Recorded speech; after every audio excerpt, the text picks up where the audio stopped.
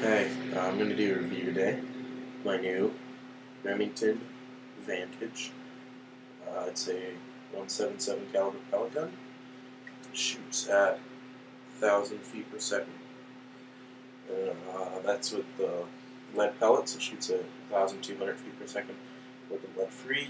I don't really use lead free too much because they're not accurate. It's got fiber optic, fully adjustable rear sight, fiber optic front sight.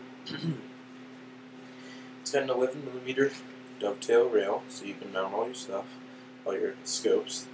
It's got a recoil pad, a rubber recoil pad. It's not ventilated like some of the Gamos. It's a nice wood stock. It's nice. It's really comfortable. It's got a manual safety directly in front of the trigger, like a lot of these pellet guns. It's got a plastic trigger, but they say it's metal. I just really can't feel it, though. It really feels plastic. Crosman sent these free pellets with it. These are SSP, or supersonic pellets, high velocities.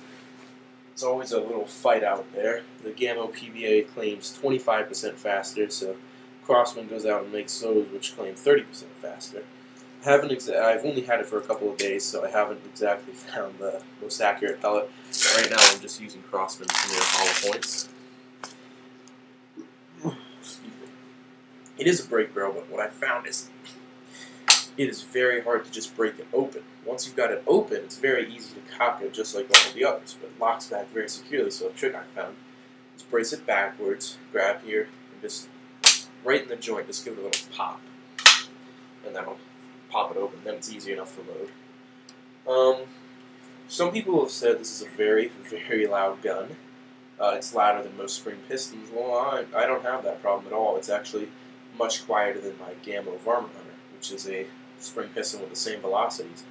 I think it's because of a wood stock. A wood stock is not hollow, so if you shoot it, there will be no echo, whereas if you use a Gamo, their stocks are hollow, so there's a big echo, and that might increase the noise. I got it at Dick's. I got it for only $79 because it was a Black Friday sale.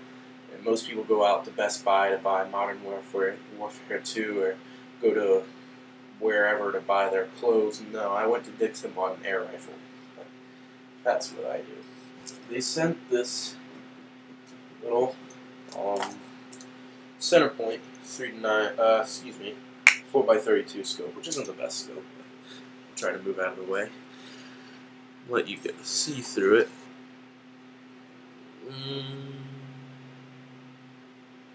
There you go. It's not a terrible scope, not the best scope. Came with these see-through lens caps. One thing I like about this scope mount is it doesn't take any fancy screwdriver to screw it down, but it's got the screws on it, so what you do is you just screw it and unscrew it as you will. I guess some people will argue, oh, the recoil is going to ruin it. Probably, but this gun's also pretty recoilless, which is a little bit of a surprise to me. Stock's pretty plain. It's just nice wooden stock, very plain. Comes with the name right on it. There it is, Remington Vantage 1200. It's, I think, a micro-click adjustable sight, but it's fully adjustable for windage and elevation in the back. It has a hole back here for a scope stop. You could probably stick one on. I mean, it doesn't need it, but it's never really a bad idea. Well, that's basically it. Just remember, it's when you're cocking it, just give it a pat on the barrel so the barrel opens. Once the barrel opens, it's something like 30 pounds of cocking effort. It's the same as your averages, but this is my new addition to my Gamo. As you can see, I camouflaged it. What I did is I went out, bought a tan spray paint and a white spray paint. I sprayed the entire stock tan, and then I put some leaves on it, which you might be able to see, some leaves, but after that, I spray painted over the leaves, and that gives it a cool little camo thing. It is kind of rubbing off, but it's because I didn't get the best of the stuff. It actually gives it kind of a nicer feel. Doesn't really do anything other than make it look pretty cool. Yeah. I also have started with my Gamma to use the Crossman Premier Hollow Points because I was using the Gamma rocket pellets, and for some reason they became inaccurate. The first tin I had was very accurate, but then after that they became inaccurate.